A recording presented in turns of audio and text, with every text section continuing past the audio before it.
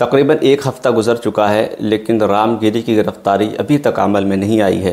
मुसलसल पूरे देश हिंदुस्तान से प्रोटेस्ट हो रहे हैं, FIR हो रही हैं, लेकिन अभी तक गिरफ़्तारी उसको नोटिस तक नहीं भेजा गया है।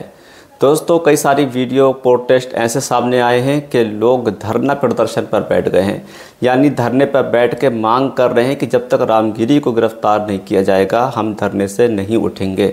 साथ ही साथ मुस्लिम तो मुस्लिम, गैर मुस्लिम भी रामगिरी की गिरफ़्तारी को लेकर आवाज़ उठा रहे हैं, मांग कर रहे हैं। विनय दुबे हों या फिर पंडित बाल योगी विजय शर्मा हों या फिर ये ब्राह्मण वकील हों, कई सारे ऐसे गैर मुस्लिम सामने निकल कर आए हैं जो मुसलसल रामगिरी की गिरफ़्तारी को लेकर मांग उठा रहे हैं, आवाज़ उठा रहे हैं। चलिए देख लेते हैं वकील साहब की भी ये वीडियो, जिसमें ये रामगिरी की गिरफ़्तारी को लेकर मुसलसल आवाज़ उठा रहे हैं। उसके बाद आगे बात करते हैं। जिस तरह से आपने देखा कि एक बहुत बड़े संत हैं महाराष्ट्र के, रामगिरी महाराज, उन्होंने एक बयान दिया जिसको लेकर एक बड़ा बवाल जो है देश में है। कई जगह प्रोटेस्ट हो रहे हैं और जो है कहा जा रहा है कि मोहम्मद पैगंबर साहब की शान में गुस्ताखी हुई है। किस तरह से इस पूरे मामले को देख रहे हैं? देखिए, एक बात मैं आपको बता देता हूं कि जब से भारतीय जनता पार्टी सत्ता में आई है, राजनीति का एक नया ट्रेंड आ गया है कि अगर आपको लोकसभा की टिकट चाहिए, विधानसभा की टिकट चाहिए या भाजपा में कोई पोस्ट चाहिए, तो आप मुसलमानों के खिलाफ, उनके धर्मगुरुओं के खिलाफ जहरीले बयान देते रहो। यही काम कर रहे हैं कुछ लोग। जिस तरीके से कभी नूपुर शर्मा, कभी तमाम लोग प्रॉफिट मोहम्मद साहब को लेकर बयान देते हैं। मैं आपसे एक बात पूछना चाहता हूं, साधु की तो वाणी ऐसी होती है जो सबको जो है एक इंसानियत की बात कहे, मानवता की बात कहे। इस पे मेरे को एक कहावत याद आती है कि ऐसी वाणी बोलिए मन का आपा खोए, औरन को शीतल करे आपो शीतल होए। कि आप ऐसी भाषा का प्रयोग करें जिससे आपको भी अच्छा लगे और सुनने में दूसरे को भी अच्छा लगे। दूसरी बात यह कि हमारे धर्म में, आपके धर्म में, सबके धर्म और मजहब में एक चीज सिखाई गई है कि आप अपने भी धर्म की रिस्पेक्ट करें और दूसरे के धर्म का भी सम्मान करें। लेकिन जिस तरीके से प्रॉफिट मोहम्मद साहब को लेकर आपत्तिजनक शब्दों का प्रयोग किया गया, जबकि प्रॉफिट मोहम्मद साहब ने एक बात कही है, प्रॉफिट मोहम्मद साहब सिर्फ मुसलमानों के नहीं है, भगवान श्री कृष्ण सिर्फ हिंदुओं के नहीं है, ये तो सभी के हैं। कहीं गीता में अगर लिखा हो कि जो भगवान श्री कृष्ण है वो हिंदुओं के नहीं, भगवान श्री कृष्ण सबके हैं।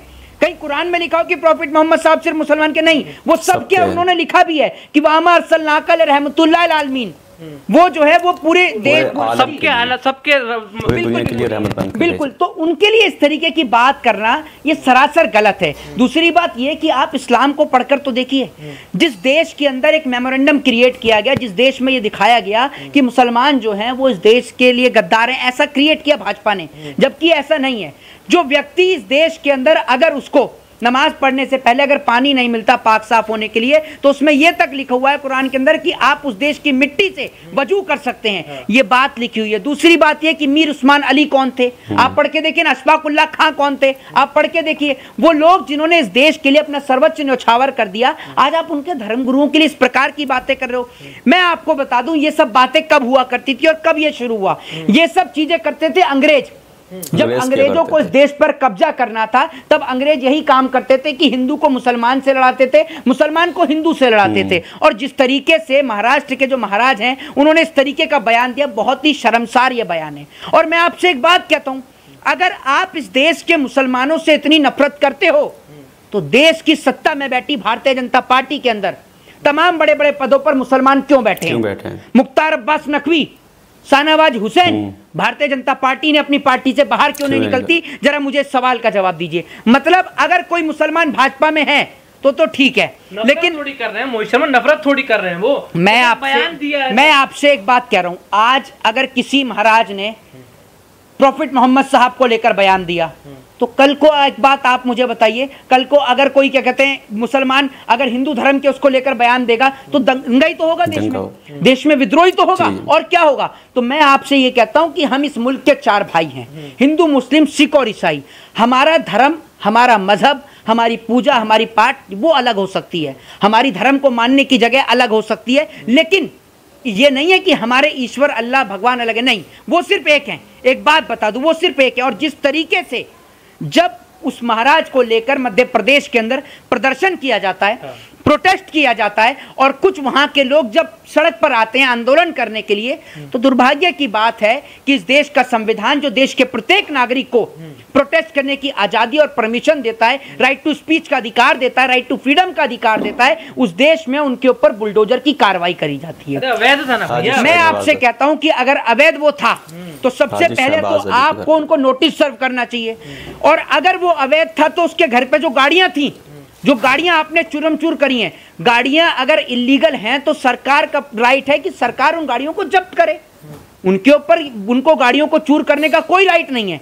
और अगर वो अवैध था या अतिक्रमण था तो आपको पहले नोटिस सर्व करना था। और दूसरी बात यह कि बुलडोजर का प्रावधान जिस तरीके से आज संविधान को चूर चूर किया जा रहा है, बुलडोजर का प्रावधान इस संविधान में है ही नहीं। दूसरी बात यह कि मैं आपको बता दूं कि अगर जिन लोगों को वहां अरेस्ट किया गया, अगर वहां से किसी का भी वकालतनामा मेरे पास आता है तो मैं आपको ये बात बोलता हूं कि मैं उनके खिलाफ केस दर्ज करूंगा और मैं खुद मुकदमा लड़ूंगा, मैं आपको बता दूं। और जितने भी अधिकारी हैं वो सबके सब सस्पेंड होंगे, मैं आपको बता दूं, सबके सब सजा काटेंगे। क्योंकि आप एक बात मुझे बताइए, आपने विदाउट नोटिस सर्व करे आप किसी के ऊपर कैसे कार्रवाई कर सकते हैं? और आपको बुलडोजर चलाने का हक और अधिकार घर पे है, और वो भी जब आप पहले नोटिस सर्व करेंगे। विदाउट नोटिस सर्व करे आपने बुलडोजर कैसे चलाया? नोटिस सर्व करने के 48 घंटे बाद खराब कर रहे थे, वो माहौल खराब कर रहे थे प्रोटेस्ट। भाई मैं आप कह रहा हूं, अगर कोई प्रोटेस्टर अगर माहौल खराब करता है तो सरकार का राइट है कि उसको उठा के जेल में बंद करेगी। उसकी गाड़ियों पर, उसके घर पर बुलडोजर चलाने का राइट तो नहीं है, या है? आप मुझे बताओ, संविधान के कौन से आर्टिकल, कौन से अनुच्छेद के अंदर इसलिए प्रोटेस्ट कर रहे थे? तो बताइए। वो प्रोटेस्ट कर रहे थे प्रॉफिट मोहम्मद साहब को लेकर जिस तरीके से गुस्ताखी की गई। अरे गुस्ताखी थोड़ी, कोई एक चीज बोलिए जो कहा ग्रंथों में लिखा है वो सब बोला। भाई मैं आपसे ये कह रहा हूं कि आप एक बात मुझे बताइए, अगर आप, पहली तो मैं ये पूछना चाहता हूं कि जो महाराष्ट्र के जो बाबा हैं जो उन्होंने ये बात करी है, क्या उन्होंने कुरान को पढ़ा है? आपसे कोई पूछ रहा है? आप अपने धर्म की चीजें बताइए ना। आप मुसलमानों के बाबा हैं या हिंदुओं के? आप हिंदू धर्म की अच्छी चीजें हिंदुओं तक पहुंचाइए। आप हो बाबा, और बाबाओं का काम होता है देश और समाज में धर्म की बातों को फैलाना, ना कि नफरत फैलाना। आपको इस्लाम से इतनी हमदर्दी क्यों है? भाई मेरे को तो मेरे देश के रहने वाले प्रत्येक नागरिक से हमदर्दी है। इस देश की आजादी में जिन मुसलमानों ने अपने सर कटवा दिए, जिन मुसलमानों ने, जिन माओं ने अपने बच्चों को खो दिया, क्या उनका आजादी में योगदान नहीं? और आप क्या चाहते हैं कि आज भी हम 21वीं सदी के भारत में आपस में लड़ते रहे, हिंदू मुसलमान आपस में लड़ता रहे? आप ये चाहते हैं? बिल्कुल नहीं। ये याद रखिएगा, इस देश के प्रत्येक मुसलमान के साथ इस देश का हिंदू खड़ा हुआ है और प्रत्येक हिंदू के साथ इस देश का मुसलमान खड़ा हुआ है। भाई लेकिन वो कह रहे हैं हमारा जो बयान है तोड़ मरोड़ के दिखाया गया है, बेकार में। भाई मैं आपसे कह रहा हूं कि आपका बयान तोड़ मरोड़ के दिखाया गया, चाहे तोड़ के दिखाया गया, चाहे मोड़ के दिखाया गया, आपको जरूरत क्या है? मैं तो ये पूछ रहा हूं कि आपको जरूरत क्या है ये सब चीजें बताने की? आपको अपने धर्म का पता नहीं होगा। मैं भी आपसे आपके धर्म के प्रचार की पूछ लूं ना तो आपको वो नहीं पता होगा। आपको ये नहीं पता होगा कि प्रभु श्री राम का नाम क्या, उनके पिताजी का नाम क्या है। इनको ये नहीं पता होगा कि प्रभु श्री राम का पूर्णतः नाम क्या है, उनका पूर्ण नाम क्या है, संपूर्ण नाम क्या है।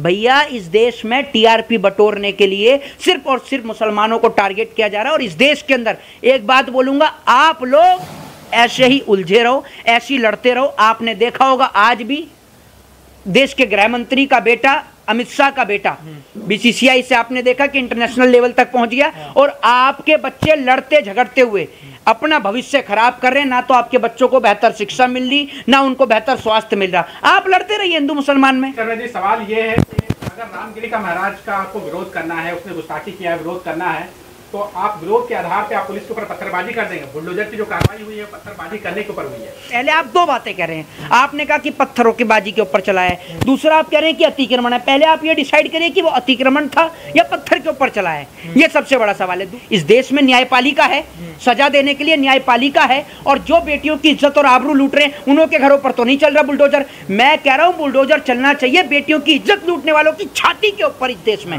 और बीच चौराहे पर उन्हें उसी बुलडोजर पर लटका के फांसी दी जानी चाहिए। मैं आपसे ये कहता हूं, बुलडोजर की कार्रवाई के ऊपर सुप्रीम कोर्ट क्यों सुमोटो नहीं ले रहा है? नहीं, मैं आपसे ये कहना चाहता हूं कि सुप्रीम कोर्ट को इस पर तत्काल सबसे पहले तो बैंड करना चाहिए। और सबसे बड़ी बात यह कि इस देश में न्यायपालिका है, जुडिशरी है, इस देश में अदालतें हैं।